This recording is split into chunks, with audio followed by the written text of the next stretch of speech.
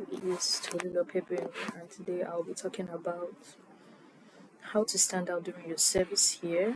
For this presentation, I have decided to utilize storytelling a lot because I think you could learn from my experiences.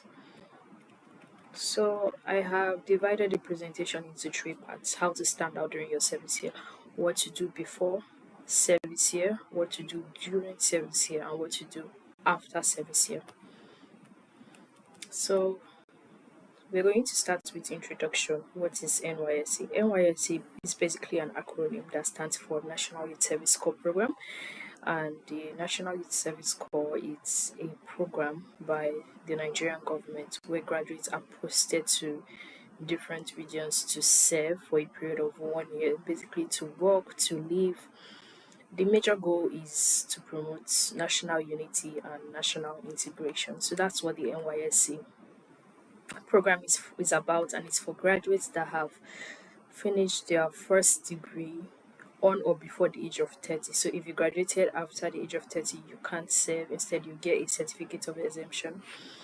So for pre-NYSC, my first point is basically to heal, because one thing I have discovered is a lot of people go from school to service or from school to life with trauma, and they don't take time to heal. They don't take time to basically heal from whatever is bothering them. And the first one says heal from identity crisis. So a lot of young people face identity crisis, which basically means they don't know who they are, and because they don't know who they are, there's a tendency to take up someone else's identity. And it's okay to see someone post something, apply for an opportunity, and you admire them, but you don't want to follow someone's footprint completely, because you are a unique person and you have your own unique part. So if you don't know who you are, then you would keep living for others because you want to please people, or you want to do something in a certain way because someone you know does that. So healing from identity crisis is very important, and you can start your purpose journey, or you can even discover purpose before service here, or you could decide to use service here to discover purpose. Who are you? What were you created for? What were you created to do? What kind of impact do you want to make? What do you want to be remembered for? So basically, heal from identity crisis and understand you as an individual.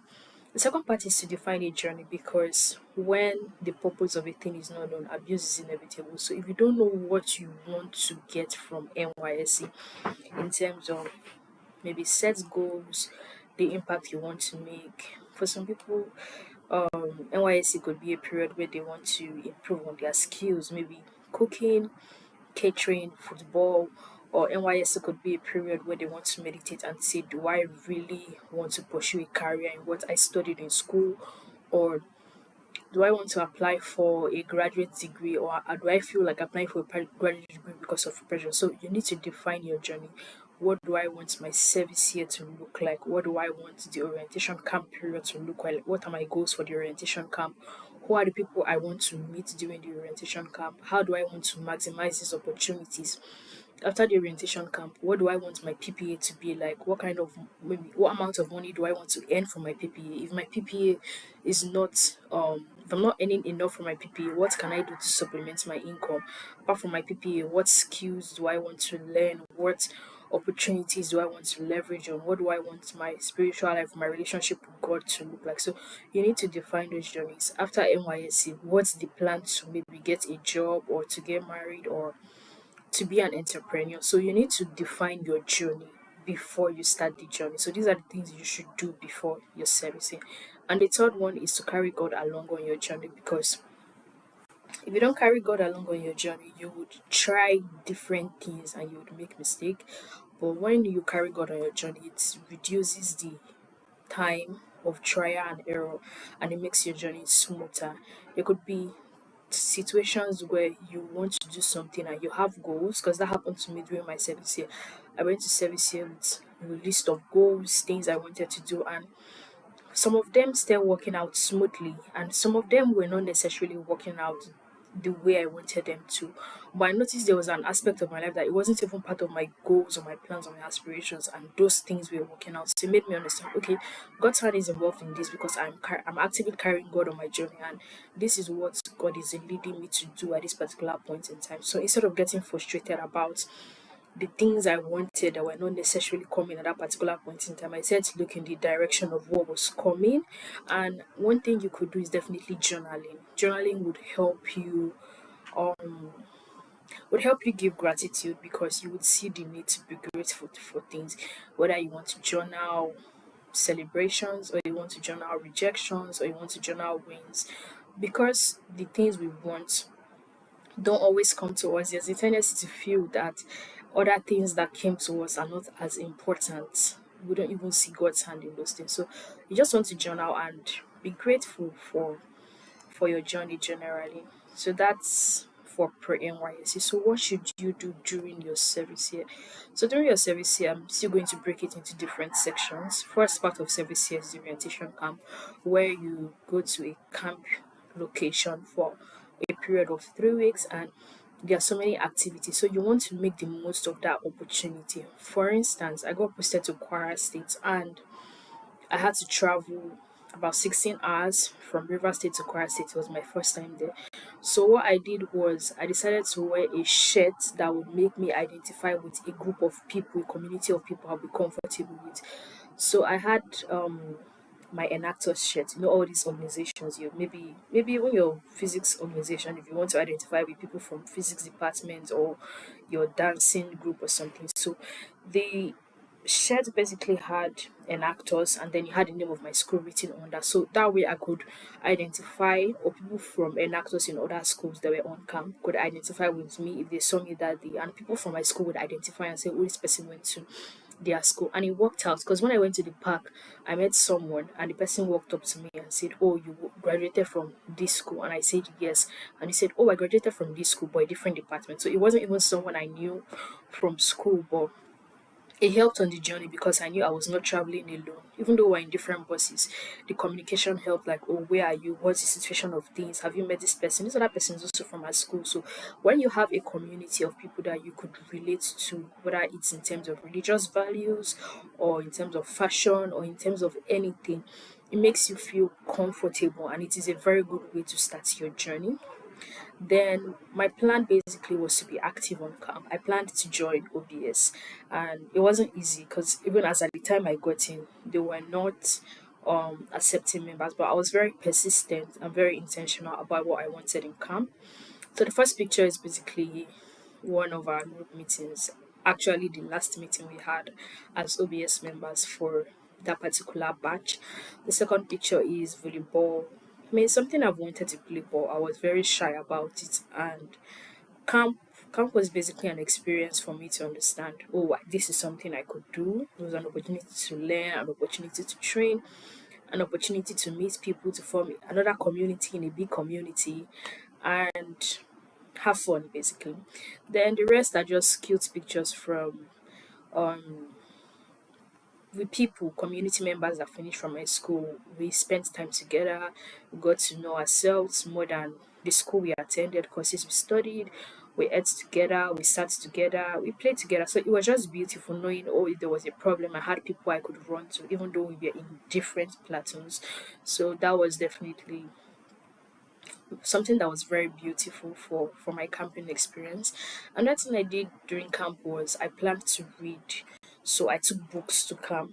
I read 3 books in camp, and I bought more books in camp because discovered that the prices of books in my school's bookshop were quite expensive compared to what they were selling in camp. So I had when I saw that books were cheaper on camp, I decided to buy more books that I read within my service year, and I still am reading at this particular point in time.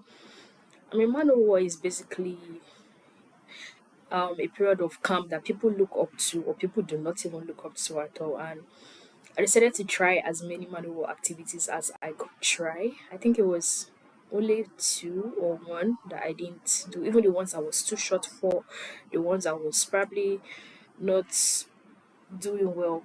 I decided to make an attempt, and I had fun.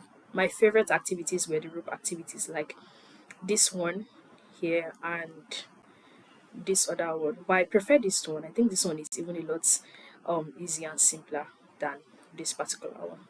So that's how to prepare for or how to stand out during camp in the orientation camp. Okay, let me speak briefly to something.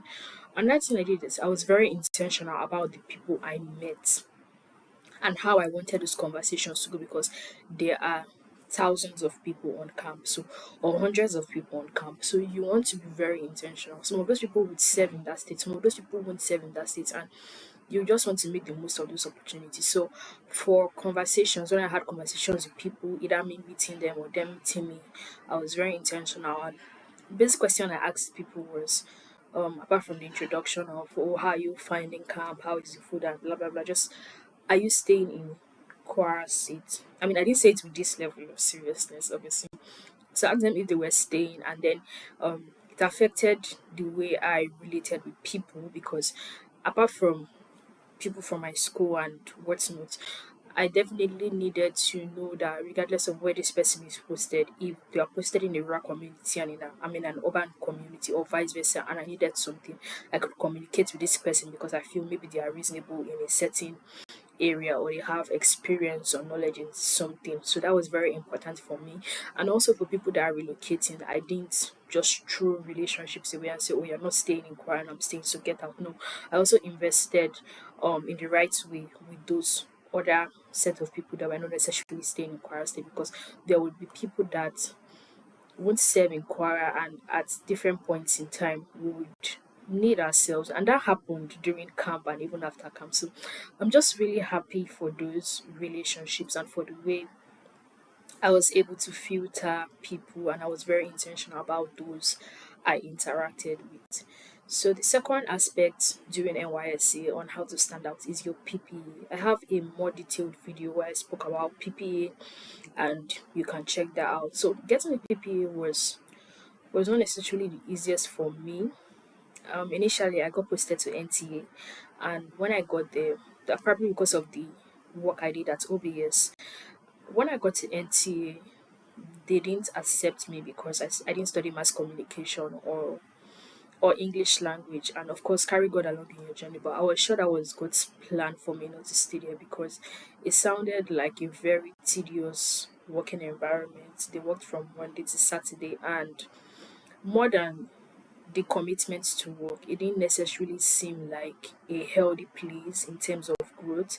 And I'm very particular about organizations that allow people to grow. So compared to NTA and the school I ended up teaching in the school is stressful, but it's also flexible because you have a closing time which is a lot earlier than you would close at a broadcasting station. And then I had the opportunity to do other things. It wasn't the easiest, but I found time, and I did a lot of volunteering activities during the weekends. So during the weekends, I was going out a lot to volunteer, to work with organizations and people.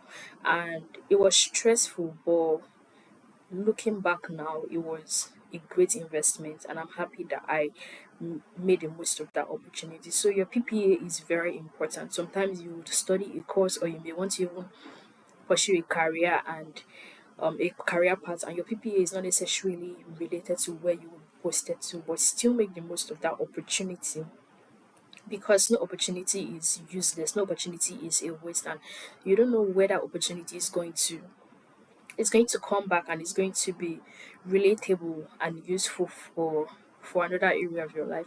Another area of my life that was very important during service here for me in helping me stand out was housing. So in NYS there are different housing options, and I particularly decided to live alone because with the few interactions I had with people where I was posted, um I was not necessarily impressed by the interaction. A lot of people didn't necessarily know what they wanted to do, and that's okay, but it's not okay to stay in a situation of not knowing what to do with your life at a particular age for a long period of time. And I knew what I wanted to do in my life. So I didn't want to be in an environment where I was influenced by people, or I was going to feel as though I was doing too much in terms of chasing my dreams and aspiration, or it felt like, what's your own problem and all of that. So I decided to get a place, I got a table and chair, as at the time I didn't have engagements that made me had lots and lots of meetings, but I know what I wanted within my service year and post service year, and those meetings happened. So I'm happy I did that, because I can imagine living in a house with maybe like 20 people and I'm having a meeting and somebody's like, hey, Ace, hey, have you seen my shoe? Hey, who ate my rice? Hey, who took my stew? So all of that. So I'm really happy I got my personal space and I was able to manage and handle myself well living alone. For some people, it may not be easy. So if you are okay, or if you're in a situation where you have to stay in your family house, that's perfectly fine. But just make the most of the opportunity for your personal growth and for your career growth and for your spiritual growth. And if you're in a situation where maybe you get a house and you have to stay with someone, then that's also very good and important. So the first picture is basically me. My local church gave me a gift at the end of service year, basically two books by John Maxwell, and I really, really appreciated that. The second one is me and some friends that served in Kwara State. The third picture is me and some friends. So when we came to Kwara, I had two friends that wanted to go to the gym, and on this particular day they went to the gym. Well, they didn't continue going to the gym throughout NYSC, because NYSC will make you lose weight, and if you paid keen attention to some of the pictures, I'm sure you would have seen different pictures and you're like, what happened to you in that picture? You're like, what happened to you in this picture? So NYSC will definitely stress you, and at some point you would lose weight. Not even to talk of the situation of the country that keeps getting better by God's grace as the day goes. So next is community development service. So community development service is very important. In NYSC, you have your group CDS. You can decide to go ahead and do a personal CDS, or just volunteer with an organization or work with an organization. You don't necessarily need to um have an ambition to pursue a career in maybe international development or charity or social impact or social entrepreneurship for you to take community development seriously, because you would meet people from community development. I remember a lot of the people that I met in Kwara State from my community development, my group CDS. So these officials get invited to come and speak maybe during a group CDS or just to talk to us on something. And when they are done talking and they are going, me, I will follow them, I will run, I'll introduce myself, I'll tell them I've been volunteering, I'll tell them I like doing this. I'll ask for their number, I'll collect their number. And obviously, I'm not the only person following them, so other people are following them. So when I collect their number and I get home, I would send them a message, talk about what they spoke about, and just keep in touch. So if it meant sending them happy new month message every month, I was doing that. Or maybe not every month, but as often as I remembered, I was very intentional about those relationship, and it helped a lot, because there were different times where recommendations had to be made, and this person was just like, oh, there's this person I met from this NYSC CDS. Let me recommend the person, and that's how I got a couple of opportunities from NYSC, and it's just beautiful, because sometimes people think their dream opportunity or their dream, I don't know, poverty alleviation scheme or something is going to come from an application. I mean, sometimes it does for some people. They'll see an application and they would apply, but a couple of a couple of jobs, a couple of roles, a couple of big things that most people want to get into actually come from recommendations. So investing in professional relationships are very important. And you just want to be diligent all around, because you can't say you want to be you can't say you want to be serious in your CDS and not serious in your PPE, because a couple of mine came from my CDS. A couple of opportunities for another person could come from their PPE. So you just want to be diligent and intentional about that. So the first picture is basically me contributing during a CDS meeting.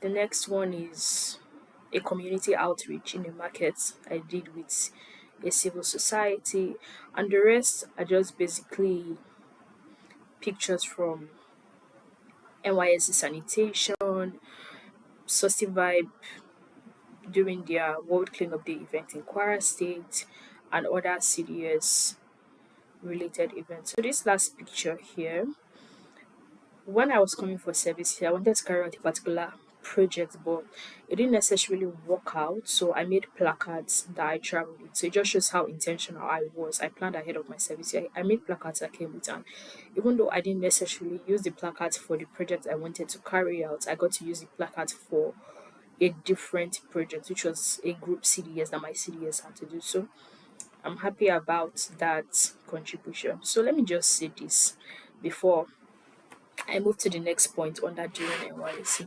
Lots and lots of people and organization would come and meet you and tell you to take certification courses and build a skill and learn a skill. And it is good, those things are important. I even got a certification during NYSC, but it wasn't necessarily from those side related people. Now it's important that you know this because for a couple of people, for a couple of organizations, let me give this illustration. If there are two people, A, and A has a certification from maybe the world standard organization that gives project management certifications, right? That certification is definitely very expensive. Then B has a certificate in project management from an organization that was certified by that world organization. So these people have two certificates in project management, A and B, but one is directly from the world standard, like international standard. The second one too is international standard, but it is international standard through another organization. If an organization is supposed to recruit and two of them have their project management certificate, which candidate is most likely to get the job? Most likely A, because A zone is a direct international certification, and B zone is a certification, international certification that was certified by from an organization, so it was not necessarily direct. And that's the mistake a lot of people make if it comes to partying. I mean, young people love parties, so if it comes to partying, when you come to camp, some people will still throw welcome party in many bush bar at Mami Market.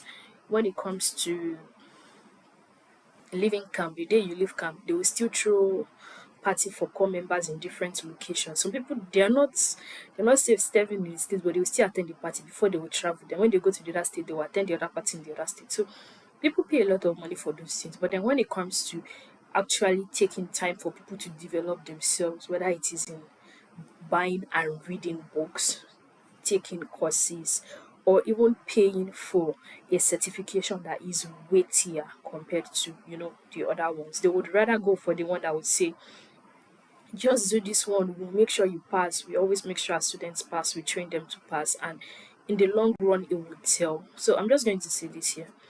If you know you don't know how to write a standard CV, you should invest in learning to write one. A CV is not a document you pay somebody to write for you, because for different jobs and different roles you apply for, you would need a new CV that tailors your experiences to those jobs. So if you just have one CV and you're using that one CV to apply for different jobs, or you just have one cover letter and using it to apply for different roles, then it's a problem. And if you don't have a cover letter and you're using a recommendation letter as a cover letter, they are two different things.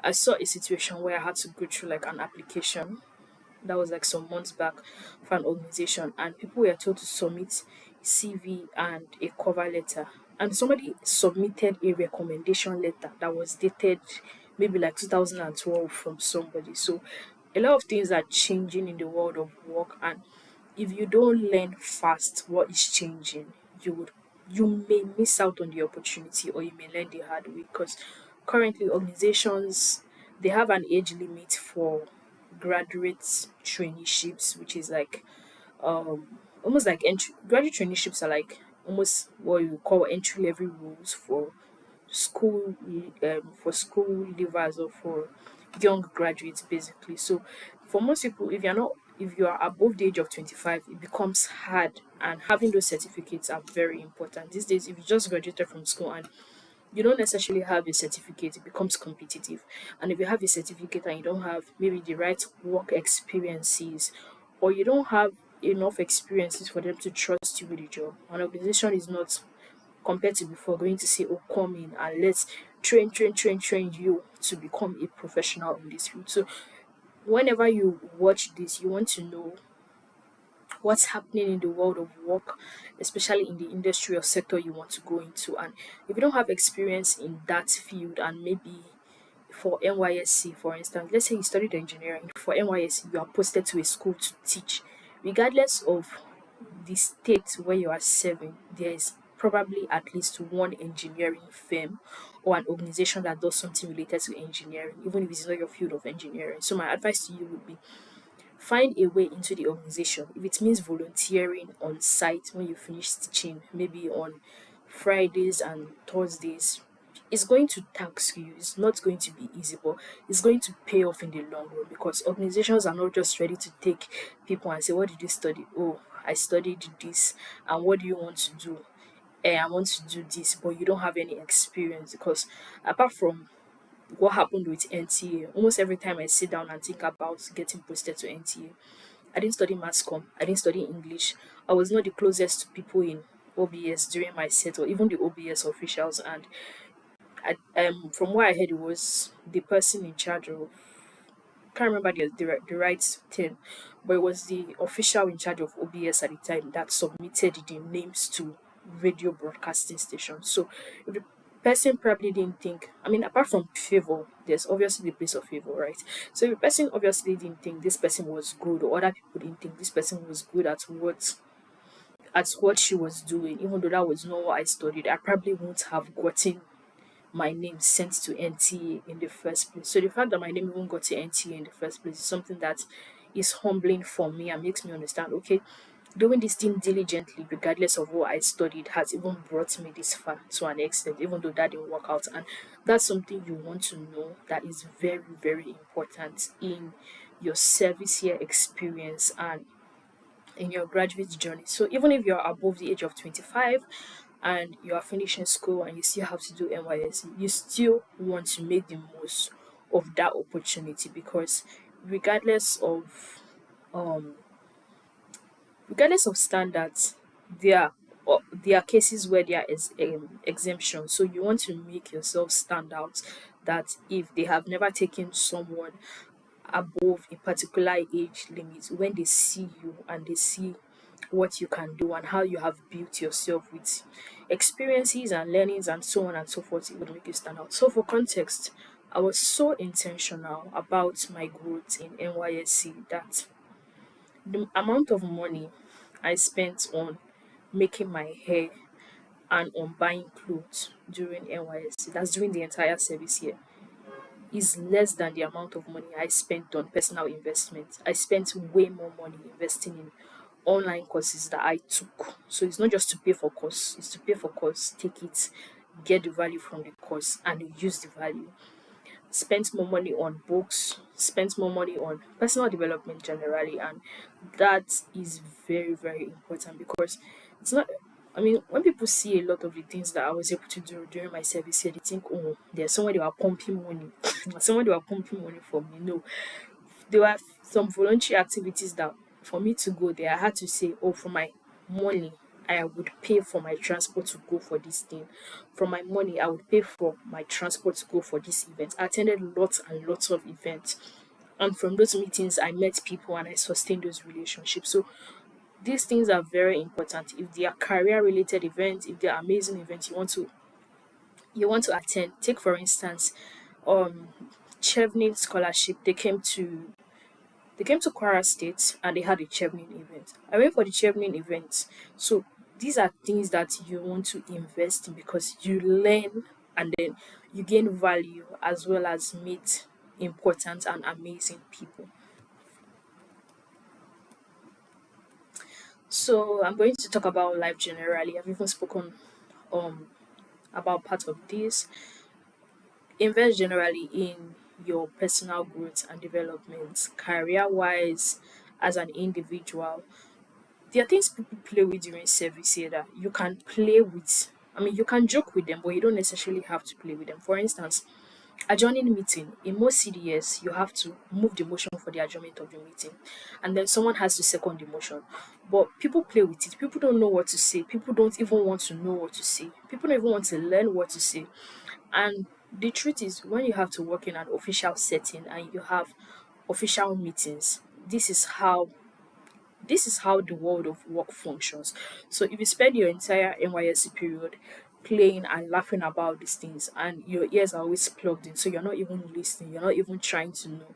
People can spend 1 year in CDS and you ask them to move the motion and they don't know what to say, and they'll say I adjourn to adjourn because they don't actually know what to say. It's not like they're trying to fake it, but they just don't care. They just don't think it's important. So how then do you want to help yourself? How then do you want to stand out? How then do you want to do something meaningful with your career if the things you are supposed to learn from, you are not learning from them?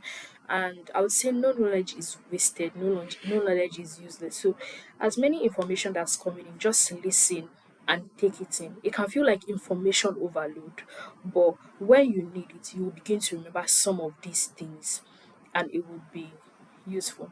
So the first picture is basically showing my last serious activity where we went to a special needs school to interact with the students and to play with them. Then second picture is showing me presenting certificates for the completion of the Space for Her fellowship to one of the fellows. The third one is basically a news headline or a media feature of the Space for Her fellowship that I led under the Brain Builders Youth Development Initiative. And then next slide is basically just more pictures at a stakeholder event that I was privileged to attend, pictures on air. Funny how my first on air feature happened during NYSC, and it's something I'm really grateful for because I mean, I always wanted to go on air and I wonder what it felt like, different from the whole video camera thingy, but I didn't know how that was going to happen, and NYSC brought that opportunity for me. And one thing I often think about is, the part of carrying God along in your journey. If I served in NTA, would I have been on air? Probably not, because most, there's very few stations that core members go on air. Instead, I'll probably be writing behind the scenes. So, like I said, carry God on your journey because it's very important. So, more pictures of me going on air. Picture down is that's this one. First picture down is me with some amazing people. We went on air. I think this was after our on air session. Then I met Pastor Aaron when he came to Kwara State. And this last picture, I got to witness a plenary session at the Kwara State House of Assembly. It was funny. It was, I don't know, it wasn't necessarily what I expected it to be. I expected it to be serious, but the focus of the conversation that day was on Yahoo Boys and whether they should be given accommodation in the state and how hotel owners should report them. And well, it was centered on Yahoo Boys. That's just what I would say. Yes, a House of Assembly plenary session. So it was a great learning experience generally.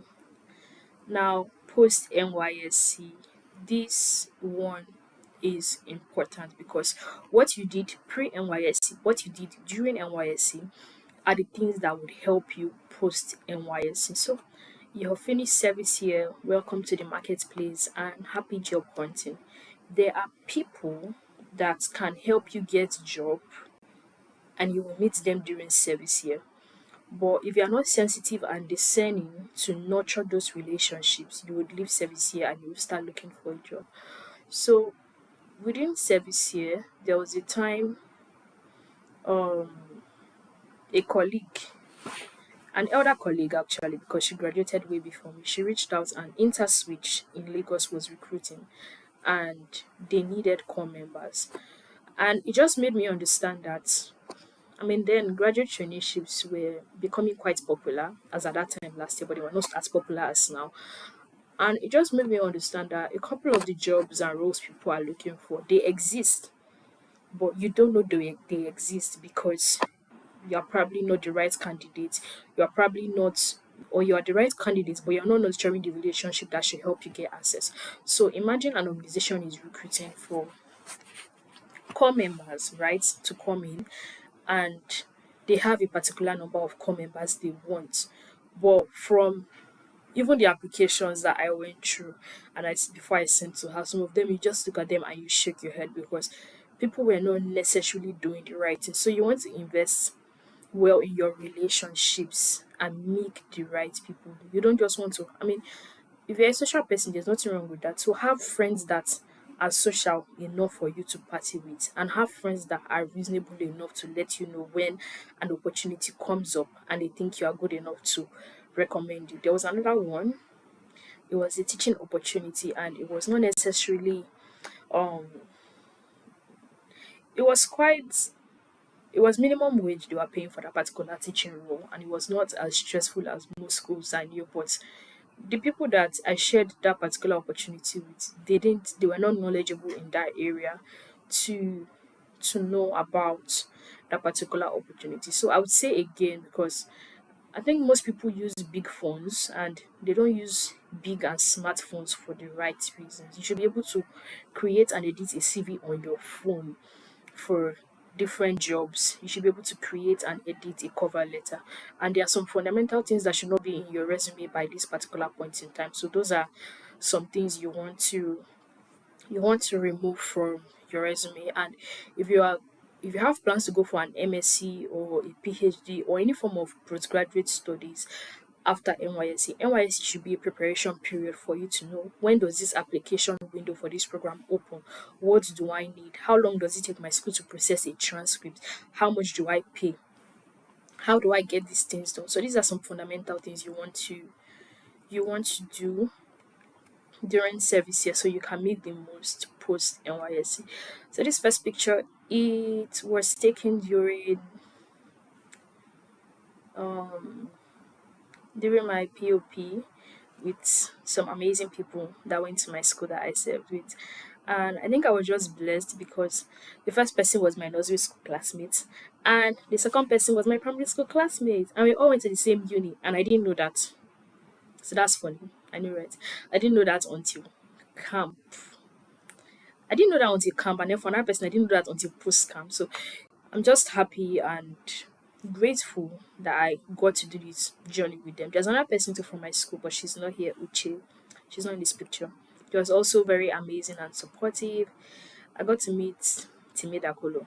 So this one was a very long story, but this happened like post NYSC, not long, probably a week or two after my POP. Someone recommended me to do something for someone, and then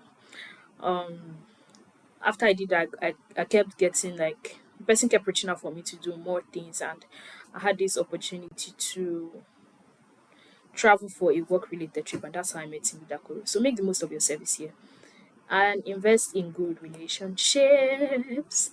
And then down here is a picture from Royal FM. We had a we had an on-air session, and then we took this picture. And then there's another session from Royal FM. I had a session with Kayode Alabi Leadership Initiative. It was related to education. And when I went for service, what I was doing was just basically climate change, climate change, climate change. And then suddenly there was an opportunity to do something related to gender equality and politics. And there was a temptation to say, what I'm doing is just climate change. Why do I have to do something related to a different area? Well, I didn't see any harm in doing it, and I'm happy I did that. And then, not long after, this opportunity came for me to do something related to education. And then you're like, but it's climate that you're focusing on, so be very sensitive and flexible. By flexible, I'm not saying today you should 1 month you should work in one PPA, the next month you should jump to another PPA. I'm not saying you should be jumping like frog up and down, but be very sensitive to opportunities and discerning so that you are not so rigid and say, oh, this is what I want to do, this is where I am. And then when an opportunity comes that can lead to something bigger, you don't move because you are in one place or one location. Another thing you could do is you could reach out to someone that has lived in that state you're posted to serve in, ask them about the kind of opportunities related to what you want to do and make the most of it. So for instance, when I found out I was posted to Kwara State in my final year before NYSC period, I made an application and I spent so much time and so much energy. I think it was one of the only applications I made during that particular semester of final year. And it didn't go through. I got a rejection email.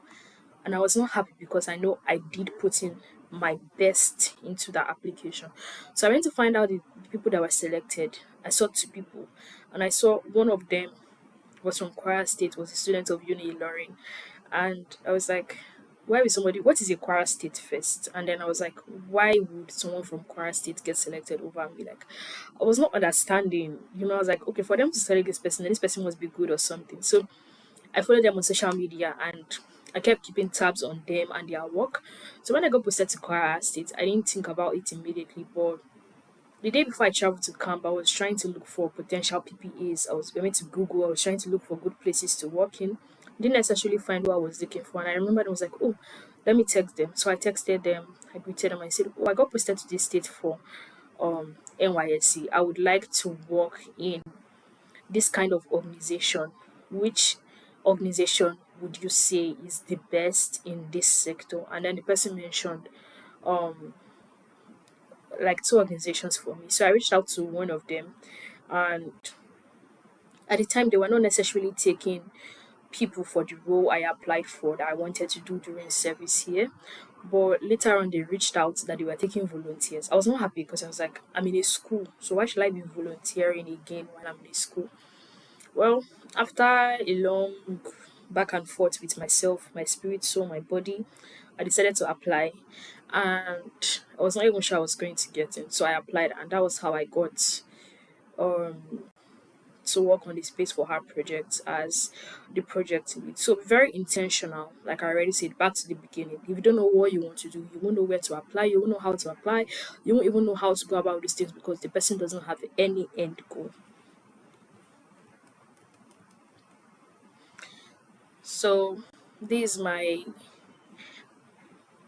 quote. Hone your service here because 1 year can change your life if you allow it. My slogan for basically NYSC or NYSC related matters is 1 year can change your life if you allow it. 1 year will change your life. So make the most of your service here. Thank you.